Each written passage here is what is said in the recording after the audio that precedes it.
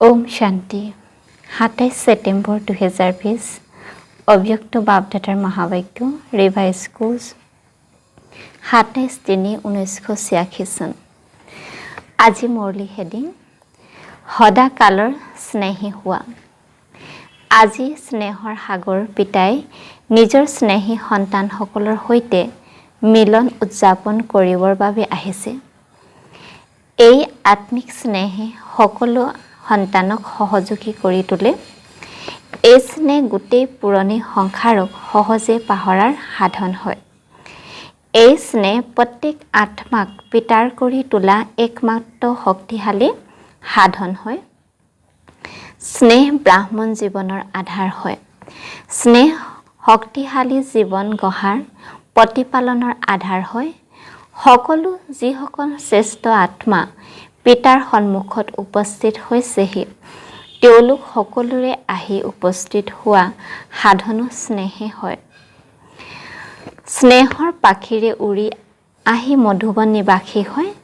বাপদাদাই সকলো স্নেহী সন্তানসকলক চাই আছিল যে স্নেহটো সকলো সন্তানৰে হয়, কিন্তু পাৰ্থক্য কি? ক্ৰম অনুসাৰী কি হয়? ইয়াৰ কাৰণ কি?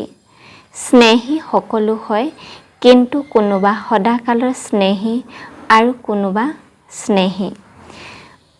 আৰু তৃতীয়বিধ হৈছে সময় অনুসাৰী স্নেহে পালন কৰোঁতা। বাপদাদাই ৩ প্ৰকাৰৰ স্নেহ দেখিলে। যিসকল সদাকালৰ স্নেহী হয়, তেওঁলোক স্নেহত লীন অৰ্থাৎ লভলীন হোৱাৰ কাৰণে পৰিশ্ৰম আৰু কঠিনতাৰ পৰা সদায় ওপৰত থাকে। পৰিশ্ৰম কৰিবলগীয়াও নহয় আৰু কঠিনতাৰো অনুভৱ নহয়, কিয়নো সদাকালৰ স্নেহী হোৱাৰ কাৰণে তেওঁলোকৰ সন্মুখত প্ৰকৃতি আৰু মায়া দুয়ো এতিয়াৰ পৰা দাসী হৈ যায়, অৰ্থাৎ সদাকালৰ স্নেহী আত্মা মালিক হৈ যায়। গতিকে প্ৰকৃতি আৰু মায়া স্বতঃ দাসী ৰূপত হৈ যায়। প্ৰকৃতি মায়াৰ সাহস নাই যে সদাকালৰ স্নেহী সময় বা সংকল্প নিজৰ ফালে লগাব। সদাকালৰ স্নেহী আত্মাসকলৰ সকলো সময় প্ৰতিটো সংকল্প হয়েই পিতাৰ স্মৃতি আৰু সেৱাৰ প্ৰতি। সেয়েহে প্ৰকৃতি আৰু মায়েও জানে যে এই সদাকালৰ স্নেহী সন্তানসকলৰ সংকল্পও কেতিয়াও আমাৰ অধীন হ'ব নোৱাৰে। সকলো শক্তি অধিকাৰী আত্মা হয়। সদাকালৰ স্নেহী আত্মাসকলৰ স্থিতিয়ে গায়ন আছে। একমাত্ৰ পিতা, দ্বিতীয় কোনো নাই। পিতাৰ সংসাৰ হয়।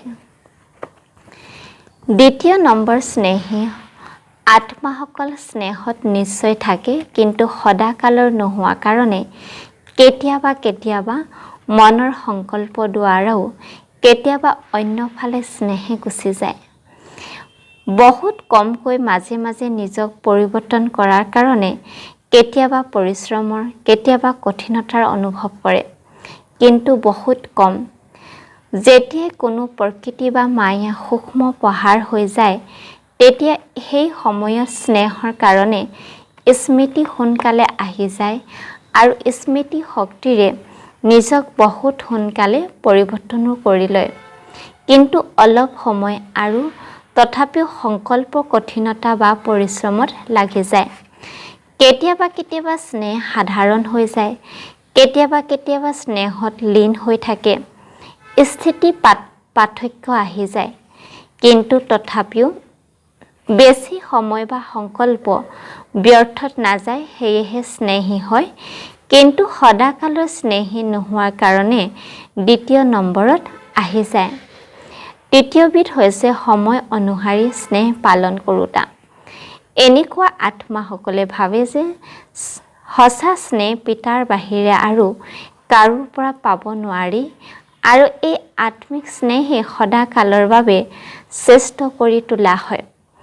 জ্ঞান অৰ্থাৎ বোধ শক্তি পূৰা আছে আৰু এই স্নেহী জীৱন প্ৰিয়ও হয়, কিন্তু নিজৰ কোনো দেহৰ প্ৰতি আসক্তি সংস্কাৰ বা কোনো বিশেষ পুৰণা সংস্কাৰ বা কোনো ব্যক্তি বা বস্তুৰ সংস্কাৰ বা ব্যৰ্থ সংকল্প সংস্কাৰৰ বশীভূত হৈ নিয়ন্ত্ৰণ শক্তি নোহোৱাৰ কাৰণে ব্যৰ্থ সংকল্প বোঝা থাকে বা সংগঠনৰ শক্তি অভাৱ হোৱাৰ কাৰণে সংগঠনত সফল হ'ব নোৱাৰে।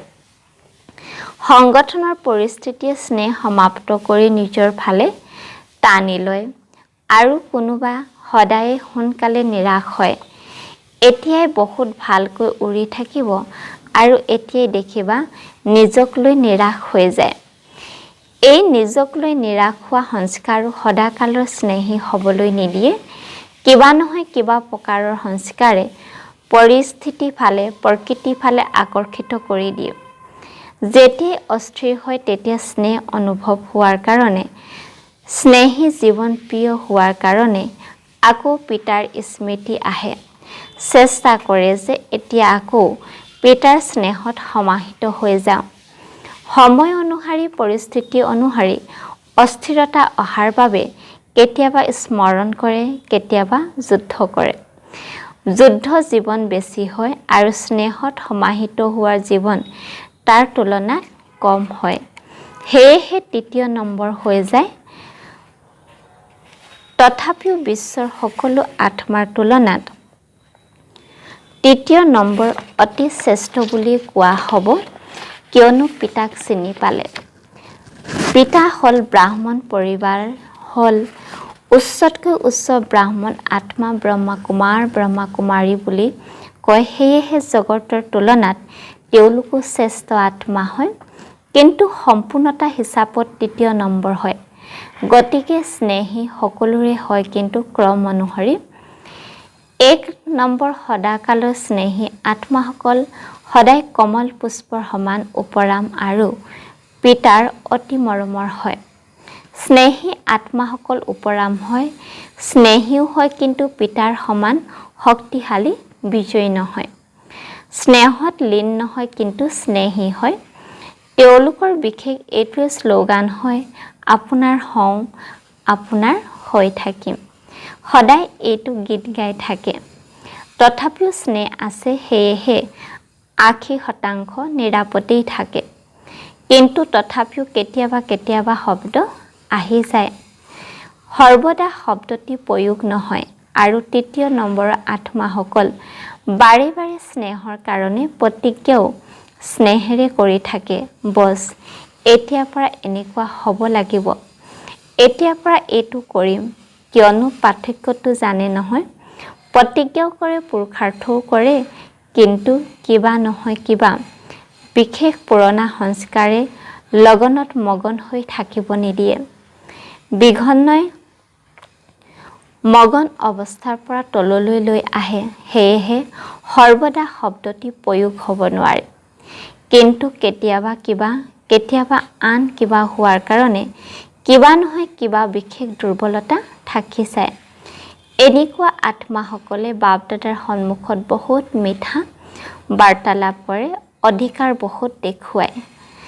কম নিৰ্দেশনাটো আপোনাৰ, কিন্তু আমাৰ ফালৰ পৰা আপুনি কৰক আৰু পাম আমি। অধিকাৰে স্নেহেৰে কয়, যেতিয়া আপুনি নিজৰ কৰি ল'লে তেন্তে আপুনি জানে। পিতাই কয়, পিতাইতো জানে, কিন্তু সন্তানসকলে মানিলেহে। কিন্তু সন্তানসকলে অধিকাৰেৰে এয়াই কয় যে আমি মানো বা নামানো, আপুনি মানিবই লাগিব। পিতাৰ তথাপিও সন্তানসকলৰ ওপৰত দয়া উপজে যে হওঁতেতো ব্ৰাহ্মণ সন্তান হয়, সেয়েহে নিজেও নিমিত্ত হোৱা আত্মাসকলৰ দ্বাৰা বিশেষ শক্তি দিয়ে। কিন্তু কোনোবাই শক্তি লৈ সলনি হৈ যায় আৰু কোনোবাই শক্তি প্ৰাপ্ত কৰিলেও নিজৰ সংস্কাৰত মৰ্জি থকাৰ কাৰণে শক্তি ধাৰণ কৰিব নোৱাৰে। যিদৰে কাৰোবাক শক্তিদায়ক বস্তু খুৱাব খুজিলে যদি তেওঁ নাখায় তেন্তে কি কৰিবা? পিতাই বিশেষ শক্তি দিয়েও আৰু কোনো লগে লগে শক্তিশালী হৈ তৃতীয় নম্বৰৰ পৰা দ্বিতীয় নম্বৰত আহিও যায়। কিন্তু কোনো বহুত অমনোযোগী হোৱাৰ কাৰণে যিমান ল'ব লাগে সিমান ল'ব নোৱাৰে। তিনিও প্ৰকাৰৰ স্নেহী সন্তান আছে। উপাধি সকলোৰে স্নেহী সন্তান হয়, কিন্তু ক্ৰম অনুসৰি হয়। আজি জাৰ্মানী নিবাসীসকলৰ পাল। গোটেই দলটি 1 নম্বৰৰ হোৱা নহয়, 1 নম্বৰৰ সমীপৰতন হয়, কিয়নো যি সমান হয় তেওঁকে সমীপত থাকে। শৰীৰে লাগিলে যিমানেই দূৰত নোহোৱা, কিন্তু অন্তৰেৰে ইমান সমীপত আছে যে অন্তৰতে থাকে। স্বয়ং পিতাৰ অন্তৰত আসনত থাকে। তেওঁলোকৰ অন্তৰত স্বতঃ পিতাৰ বাহিৰে আৰু কোনো নাই, কিয়নো ব্ৰাহ্মণ জীৱনত পিতায়ে অন্তৰে চুক্তি কৰিছে।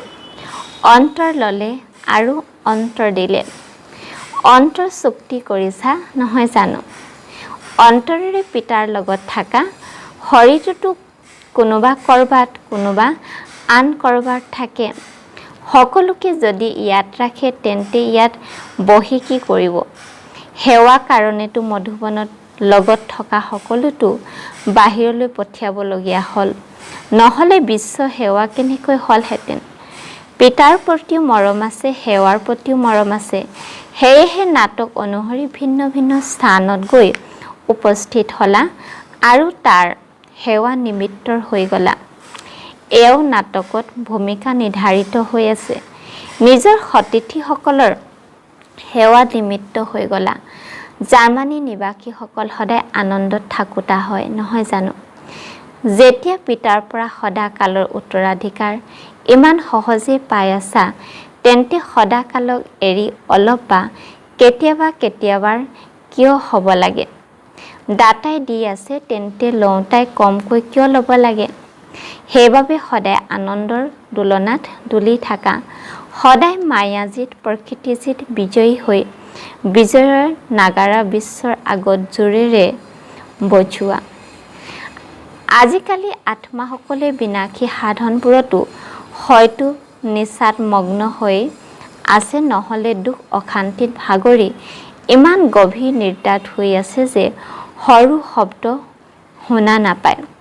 নিচাত যি মগন হৈ থাকে, তেওঁক লৰাবলগীয়া হয়। গভীৰ নিদ্ৰাত থকা সকলোকো লৰাই উঠাবলগীয়া হয়। তেন্তে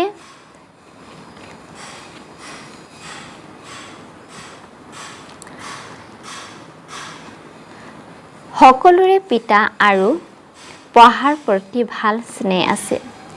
যিসকল পঢ়াৰ প্ৰতি স্নেহ আছে, তেওঁলোক সদায় শক্তিশালী হৈ থাকে।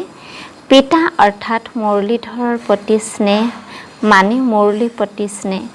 মুৰলীৰ প্ৰতি যদি স্নেহ নাই, তেন্তে মুৰলীধৰৰ প্ৰতিও স্নেহ নাই।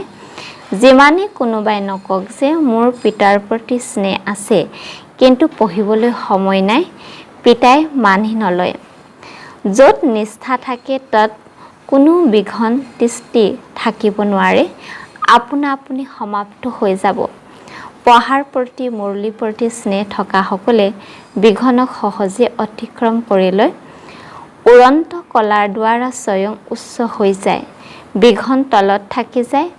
উৰন্ত কলাধাৰীসকলৰ বাবে পাহাৰো এটা পথৰৰ সমান। পঢ়াৰ প্ৰতি স্নেহ ৰাখোতাসকলৰ কাৰণে কোনো অজুহাত নাথাকে। স্নেহে কঠিনক সহজ কৰি দিয়ে। মুৰলীৰ প্ৰতি স্নেহ, পঢ়াৰ প্ৰতি স্নেহ আৰু পৰিয়ালৰ স্নেহ দুৰ্গ হৈ যায়। দুৰ্গৰ ভিতৰত থকাসকল নিৰাপদ হৈ যায়। এই দলটিক এই দুয়োটা বিশেষত্বই আগবঢ়াই লৈ গৈ আছে। পঢ়া আৰু পৰিয়ালৰ স্নেহৰ বাবে ইজনে সিজনক স্নেহৰ প্ৰভাৱেৰে সমীপ কৰি তোলে। আকৌ নিমিত্ত আত্মাও স্নেহী প্ৰাপ্ত হৈ যায়। স্নেহে ভাষাকো নাচায়। স্নেহৰ ভাষা সকলো ভাষাতকৈ শ্ৰেষ্ঠ। সকলোৱে তেওঁক স্মৰণ কৰি আছে, বাপ দাদাৰো স্মৃতিত আছে, ভাল প্ৰত্যক্ষ প্ৰমাণ দেখি আছে। সেৱাৰ বৃদ্ধি হৈ আছে। যিমান বৃদ্ধি কৰি থাকিবা, সিমানেই মহান পুণ্য আত্মা হোৱাৰ ফল সকলোৰে আশীৰ্বাদ প্ৰাপ্ত হৈ থাকিব। পুণ্য আত্মাই পূজ্য আত্মা হয়। এতিয়া যদি পুণ্য আত্মা নোহোৱা, তেন্তে ভৱিষ্যতে পূজ্য আত্মা হ'ব নোৱাৰা পুণ্য আত্মা হোৱাটো জৰুৰী হয়। ভাল বাৰু। অব্যক্ত মুৰলীৰ পৰা নিৰ্বাচিত প্ৰশ্ন উত্তৰ। আজি প্ৰশ্নত সুধিছে ব্ৰাহ্মণ জীৱনৰ বিশেষ গুণ, শোভা বা খাজানা কোনটো? উত্তৰ সন্তুষ্টি। যিদৰে কোনো বস্তু প্ৰিয় হ'লে তেন্তে প্ৰিয় বস্তুক কেতিয়াও এৰি নিদিয়ে। সন্তুষ্টি বিশেষত্ব হয়। ব্ৰাহ্মণ জীৱনৰ পৰিৱৰ্তনৰ বিশেষ দৰ্পণ হয়। য'ত সন্তুষ্টি থাকে তাত আনন্দ নিশ্চয় থাকিব। যদি ব্ৰাহ্মণ জীৱনত সন্তুষ্টি নাই তেন্তে সেয়া সাধাৰণ জীৱন হয়। প্ৰশ্ন, সন্তুষ্ট মনীসকলৰ বিশেষত্ব কি হ'ব? সন্তুষ্ট মনীসকলে কেতিয়াও কোনো কাৰণত নিজৰ প্ৰতি, অন্য আত্মাসকলৰ প্ৰতি, নিজৰ সংস্কাৰৰ প্ৰতি বায়ুমণ্ডলৰ প্ৰভাৱত অসন্তুষ্ট হ'ব নোৱাৰে। তেওঁলোকে কেতিয়াও এনেকৈ নক'ব যে মইতো সন্তুষ্ট হওঁ কিন্তু আনে অসন্তুষ্ট কৰে। যিয়েই নহওক সন্তুষ্ট মনীসকলে নিজৰ সন্তুষ্টি বিশেষত্ব এৰিব নোৱাৰে। প্ৰশ্ন, যি সদায় সন্তুষ্ট হৈ থাকে তেওঁৰ লক্ষণবোৰ কি হ'ব? উত্তৰ, যি সদায় সন্তুষ্ট হৈ থাকে তেওঁৰ প্ৰতি স্বতঃ সকলোৰে স্নেহে থাকে, কিয়নো সন্তুষ্টিয়ে ব্ৰাহ্মণ পৰিয়ালৰ স্নেহী কৰি তোলে।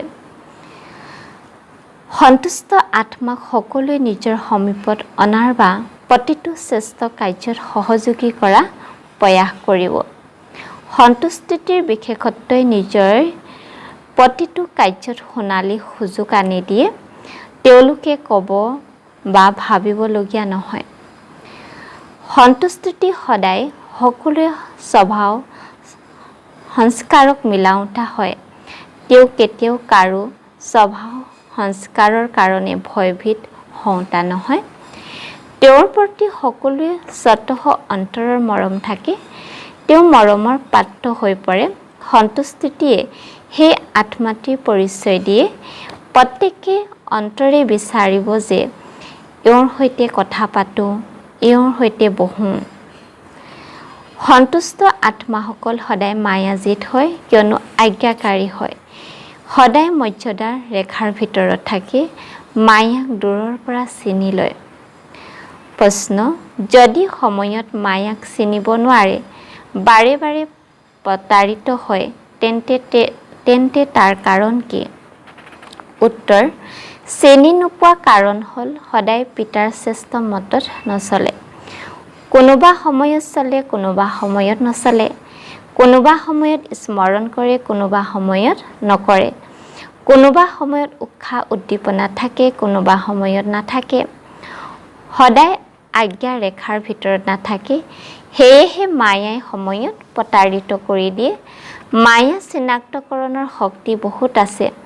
মায়াই লক্ষ্য কৰে যে এই সময়ত এওঁ দুৰ্বল হয়, গতিকে সেই দুৰ্বলতা দ্বাৰা নিজৰ কৰি লয়। মায়া অহা ৰাস্তাই হৈছে দুৰ্বলতা। লাষ্ট প্ৰশ্ন, মায়াজিত হোৱা সহজ সাধন কি? উত্তৰ, সদায় পিতাৰ লগত থকা অৰ্থাৎ স্বতঃ মৰ্যাদাৰ ৰেখাৰ ভিতৰত থকা। তেতিয়া এটা এটা বিকাৰৰ পাছত বিজয়ী হোৱাৰ পৰিশ্ৰমৰ পৰা হাত সাৰি যাবা। লগত লাগিলে যেতিয়া যেনেকুৱা পিতা তেনেকুৱা তোমালোক। সংগৰ ৰং স্বতঃ লাগি যাব। সেয়েহে বীজক এৰি কেৱল শাখাবোৰ কটাৰ পৰিশ্ৰম নকৰিবা। আজি কামজিত হৈ গ'লা, কালিলৈ ক্ৰোধজিত হৈ গ'লা নহয়, সদায় বিজয়ী। কেৱল বীজ ৰূপক লগত ৰাখা, তেতিয়া মায়া বীজ এনেকৈ ভস্ম হৈ যাব যে সেই বীজৰ পৰা অংশও ওলাব নোৱাৰিব। আজি বৰদান, প্ৰত্যেক আত্মাক সাহস উৎসাহ দিওঁতা, দয়াশীল, বিশ্ব কল্যাণকাৰী হোৱা। বিস্তাৰত কৈছে, কেতিয়াও ব্ৰাহ্মণ পৰিয়ালৰ কোনো দুৰ্বল আত্মাক তুমি দুৰ্বল হোৱা এনেকৈ নকবা। তোমালোক দয়াশীল, বিশ্ব কল্যাণকাৰী, সন্তানসকলৰ মুখেৰে সদায় প্ৰত্যেক আত্মাৰ প্ৰতি শুভবাণী উচ্চাৰিত হ'ব লাগে, নিৰাশ কৰা বাণী নহয়। লাগিলে কোনোবা যিমানেই দুৰ্বল নহওক, তেওঁ ইংগিত বা শিক্ষাও যদি দিবলগীয়া হয়, তেন্তে প্ৰথমে তেওঁক সমৰ্থ কৰি তুলি তাৰ পাছত শিক্ষা দিয়া, প্ৰথমে ধৰণিত সাহস আৰু উৎসাহৰ হাল চলোৱা, তাৰ পাছত বীজ সিঁচা, তেন্তে সহজে প্ৰতিটো বীজৰ পৰা ফল ওলাব। ইয়াৰ দ্বাৰা বিশ্ব কল্যাণৰ সেৱা তীব্ৰ হৈ যাব। আজিৰ শ্লোগান, পিতাৰ আশীৰ্বাদ প্ৰাপ্ত কৰি সদায় পৰিপূৰ্ণতা অনুভৱ কৰা। ওম শান্তি।